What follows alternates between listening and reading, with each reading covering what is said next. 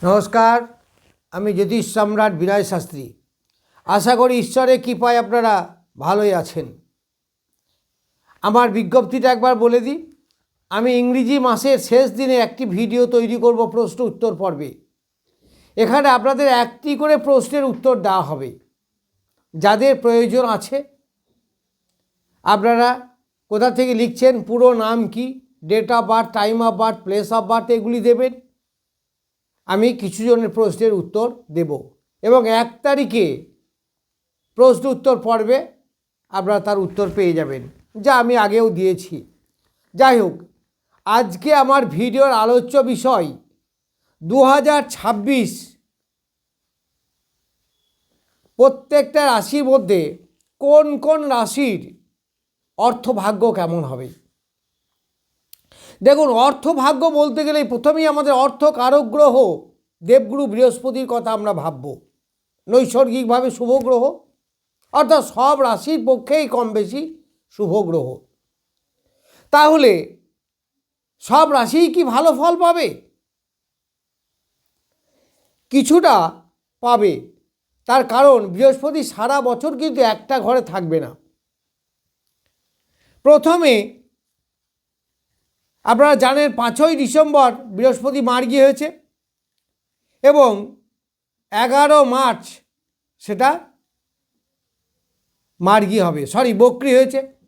5ই December বক্রী হয়েছে, 11 March মার্গী হবে এবং 2 জুন পর্যন্ত এই মিথুন রাশিতেই থাকবে। তাহলে মিথুন রাশিতে যতদিন থাকবে, এই প্রায় 4 মাস, সেখানে কোন কোন রাশি কেমন রেজাল্ট পাবে। তারপরে যখন 2 জুন থেকে 31 অক্টোবর পর্যন্ত থাকবে কর্কট রাশিতে, তখন কিছু কিছু রাশির আবার ভালো হবে, ওই রাশিগুলো তখন অতটা ভালো হবে না। আবার 31 মার্চ থেকে 31 ডিসেম্বর অবধি 2026, সেখানে আবার কিছু কিছু রাশির ভালো হবে, সবার হবে না। তাহলে কোন টাইমে কোন রাশির অর্থভাগ্য কেমন হবে? প্রথমেই বলি, 5ই ডিসেম্বর থেকে আরম্ভ করে 2 জুন পর্যন্ত বৃহস্পতি থাকবে মিথুন রাশিতে, সেটা বক্রগতি হোক আর মার্গী হোক।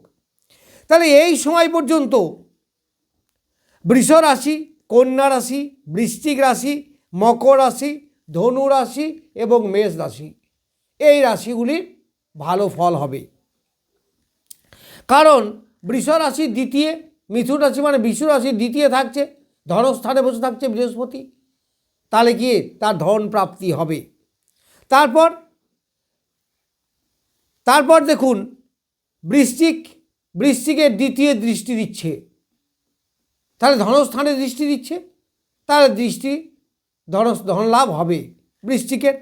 তারপরে মকরের দ্বিতীয় স্থানে দৃষ্টি দিচ্ছে যতদিন মিথুনে থাকবে।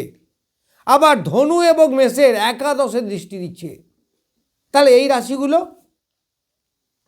প্রথম দিকে ভালো ফল পাবে।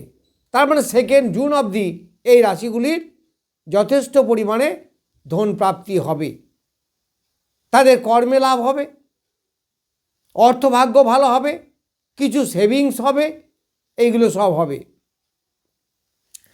এরপর বলবো 2 জুনের পরে 31 অক্টোবর পর্যন্ত বৃহস্পতি তুঙ্গ ক্ষেত্রে থাকবে, অর্থাৎ কর্কট রাশিতে। তাহলে এই রাশিতে সে কোন কোন রাশির ভাগ্য ফেরাবে?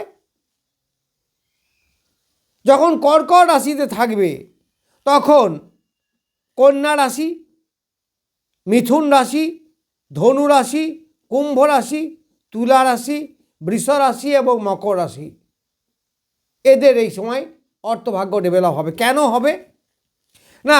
কন্যা রাশির একাদশে থাকছে বৃহস্পতি, তাহলে একাদশ মানে আয় স্থান। তারপর মিথুনের দ্বিতীয় স্থান ধনস্থান, সেখানে বৃহস্পতি নিজে বসে থাকছে, আবার তুঙ্গ ক্ষেত্র। তারপর ধনু রাশি একাদশে। তারপর কুম্ভের দ্বিতীয় বৃহস্পতির দৃষ্টি পড়ছে, আবার তুলার দ্বিতীয় বৃহস্পতি দৃষ্টি পড়ছে, আবার বৃষ এবং মকর এদের একাদশে দৃষ্টি পড়ছে। তাহলে এই রাশিগুলোর অর্থভাগ্য ভালো হবে, এতে কোনো সন্দেহ নেই। এরপর যখন 31 অক্টোবর বৃহস্পতি সিংহে প্রবেশ করবে এবং বছরের শেষ পর্যন্ত থাকবে, তাহলে এই যখন সিংহ রাশিতে আসবে তখন কোন কোন রাশি ডেভেলপ হবে, অর্থভাগ্য ভালো হবে? সেটা হচ্ছে কর্কট, বৃশ্চিক, মকর, মীন, তুলা এবং কুম্ভ। কেন না, কর্কট রাশির দ্বিতীয় পড়ছে, তাহলে দ্বিতীয় বৃহস্পতি মানে কি অর্থভাগ্য ডেভেলপ হবে। তারপরে বৃশ্চিকের দ্বিতীয় দৃষ্টি দিচ্ছে, তার মানে অর্থভাগ্য ডেভেলপ হবে। মকরের দ্বিতীয় দৃষ্টি দিচ্ছে, সপ্তম দৃষ্টি, তাহলে মকরের অর্থভাগ্য ভালো হবে। মিনের দ্বিতীয় স্থানে বৃহস্পতির নবম দৃষ্টি পড়ছে, তাহলে মিনের অর্থভাগ্য ডেভেলপ হবে। তুলা রাশির একাদশে বৃহস্পতি, কথাই বলে না একাদশে বৃহস্পতি, তার তুলা রাশির একাদশে বৃহস্পতি পড়ছে। তারপর কুম্ভ রাশি। কুম্ভ রাশি কেন না, কুম্ভ রাশির মিথুন রাশি। মিথুন রাশি কেন না, মিথুন রাশি একাদশী বৃহস্পতির দৃষ্টি পড়ছে। আবার মেষ রাশিরও একাদশে দৃষ্টি পড়ছে। তাহলে এই কটা রাশির চরম ডেভেলপ হবে।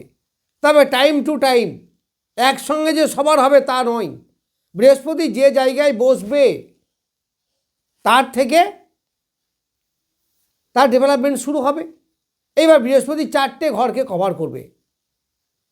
1 নম্বর যে সে নিজে যেখানে বসছে, আর দ্বিতীয়ত যে তার 3টে দৃষ্টি, পঞ্চম, নবম এবং সপ্তম, তাহলে এই 4টে জায়গাকে সে ডেভেলপ করবে। তাহলে বৃহস্পতি 3টে ঘরকে অতিক্রম করবে 2026-এ। প্রথমে মিথুন রাশিতে, তারপর কর্কট রাশিতে, তারপর সিংহ রাশিতে। তাহলে এইভাবে প্রায় সব ঘরকেই কিছু না কিছু বৃহস্পতি দেবে। বৃহস্পতি অর্থের কারক গ্রহ, আপনারা জানেন। তাহলে এই হচ্ছে মোটামুটিভাবে একটা অর্থভাগ্যের রেজাল্ট 2026-এ। শুধু কি বৃহস্পতির ভূমিকা আছে, আর কারো ভূমিকা নেই? হ্যাঁ আছে, কিন্তু যেহেতু বৃহস্পতি দীর্ঘদিন একটা ঘরে থাকেন, তাহলে তার প্রভাব আমাদের উপরে পড়বেই।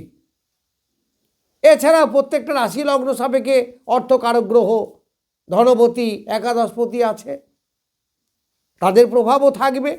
তবে আপনার ছকে, জন্ম ছকে যদি বৃহস্পতি বলবান হয়, তাহলে আপনি এই রেজাল্ট অবশ্যই পাবেন। এবার আপনার কি দশা চলছে, বৃহস্পতি আপনার ছকে কত ডিগ্রিতে আছে, এই বৃহস্পতি একটা ঘরে 30 ডিগ্রি অতিক্রম করবে। এই 30 ডিগ্রি থেকে সে সমান ফল দেবে না, কখন কোন চরণে থাকছে, কোন নক্ষত্রে যে থাকছে, সেই হিসাবে তার রেজাল্টের তারতম্য হবে। সেটা অনেক বিস্তারিত ব্যাপার। যাই হোক, 2026 কোন রাশির কেমন যেতে পারে মোটামুটি সেই সম্বন্ধে কিছু বললাম। নমস্কার, আজ এ পর্যন্তই।